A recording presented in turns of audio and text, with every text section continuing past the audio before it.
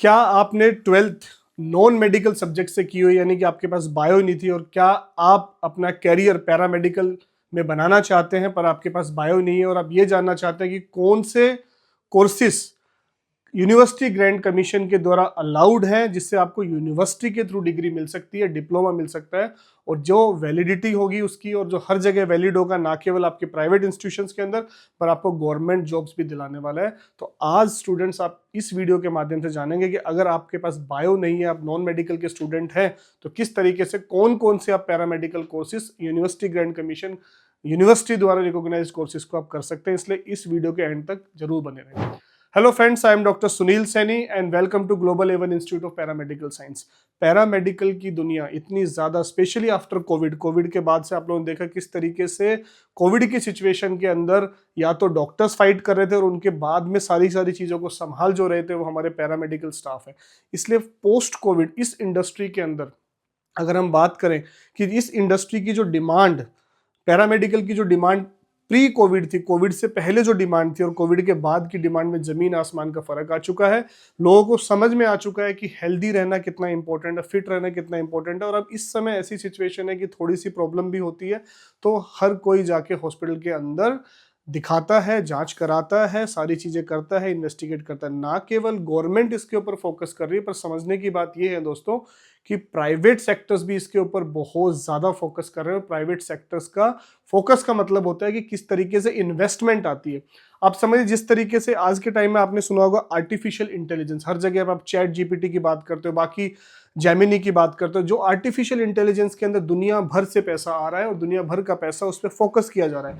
इसी प्रकार से पैरामेडिकल इंडस्ट्री एक ऐसी इंडस्ट्री है, हॉस्पिटल्स, हेल्थ केयर सेटअप्स, हर जगह प्राइवेट जब अपना पैसा लगाने लग जाता है, हॉस्पिटल्स बनाने लग जाता है, तो ये इंडस्ट्री में, किसी भी इंडस्ट्री में बूम आ जाता है। जिस प्रकार से आर्टिफिशियल इंटेलिजेंस के अंदर बूम आया हुआ है, उसी प्रकार से इस समय पोस्ट कोविड ईरा के अंदर, यानी कि कोविड होने के बाद जो आज की सिचुएशन 2020-21 के कोविड खत्म होने के बाद जब हम 2025 जनवरी में आज पहुंचे हैं, तो सिचुएशन ये हो चुकी है कि पैरामेडिकल की डिमांड बहुत ज़्यादा बढ़ चुकी है। प्राइवेट सेक्टर्स की इन्वेस्टमेंट इस सेक्टर के अंदर बहुत ज़्यादा आ चुकी है और प्राइवेट भी इस चीज़ में बहुत इंटरेस्ट ले रहे हैं कि हमारे पास वो हेल्थ केयर वर्कर्स, वो उस लेवल के health care worker trends develop होने चाहिए।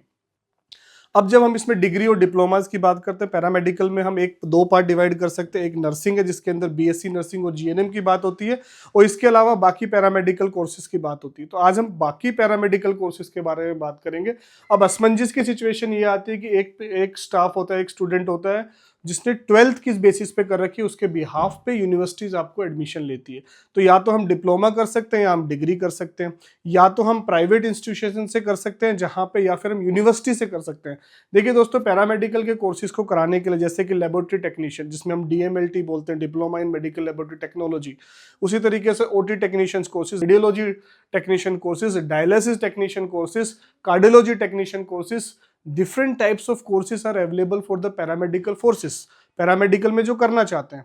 अब इसमें सिचुएशन दो आती है, जो इस समय इस देश की सिचुएशन है कि एक पैरामेडिकल कोर्सेज को कराने वाली कोई यूनिवर्सिटीज हैं, और दूसरा है कि जो प्राइवेट इंस्टीट्यूशन है, प्राइवेट इंस्टीट्यूशन मतलब मैं प्राइवेट यूनिवर्सिटीज की बात नहीं कर रहा।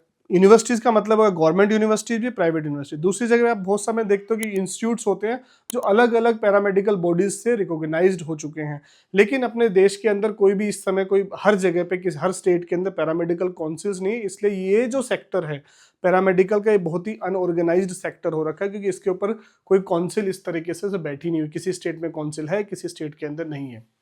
तो जितने भी यूनिवर्सिटी के थ्रू जब एग्जाम्स होते हैं, यूनिवर्सिटी के थ्रू आप जाना चाहते हो, तो it is very much compulsory आपके पास बायो होनी चाहिए ट्वेल्थ के अंदर, यानी कि वो पीसीबी के स्टूडेंट होना होगा आपको।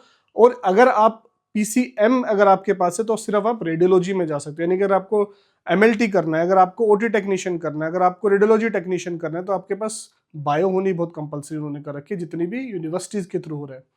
तो ये एक बहुत बड़ी सिचुएशन क्रिएट हो गई कि नॉन बायो के जो स्टूडेंट है, जो जिस बच्चों ने बायो नहीं ली थी ट्वेल्थ के अंदर, अब वो किस तरीके से पैरामेडिकल कोर्सेज के अंदर जा सकते हैं।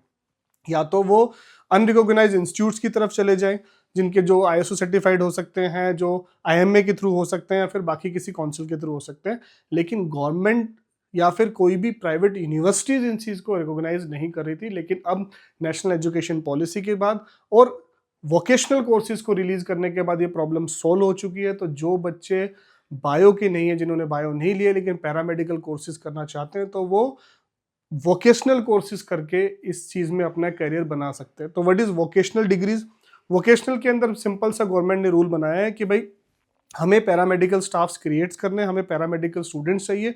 तो उन्होंने क्या किया है कि इंडस्ट्री में स्किल को लाने के लिए, जैसे एनएसडीसी आपने सुना होगा, national skill development council, national skill development council जब काम कर रही थी तो उसके साथ चैलेंजेस ये था कि वो एक जब भी इस इंडस्ट्री के अंदर उस लेवल का इम्पैक्ट नहीं कर पाई, तो इसीलिए अब जो गवर्नमेंट ने सोचा कि एनएसडीसी के बाद हम क्या करें, एनएसडीसी के बाद गवर्नमेंट ने वोकेशनल कोर्सेज को रिलीज किया। वोकेशनल कोर्सेज के अंदर क्या सिस्टम है कि यूनिवर्सिटी के थ्रू होता है, नंबर 1। इसके अंदर मल्टीपल एग्जिट सिस्टम होते हैं कि आपने 1 ईयर किया तो आपको बेसिक डिप्लोमा मिल जाता है, आपने 2 ईयर किया तो आपको एडवांस डिप्लोमा मिलता है, आपने 3 ईयर किया तो आपको बैचलर इन वोकेशनल मिलता है।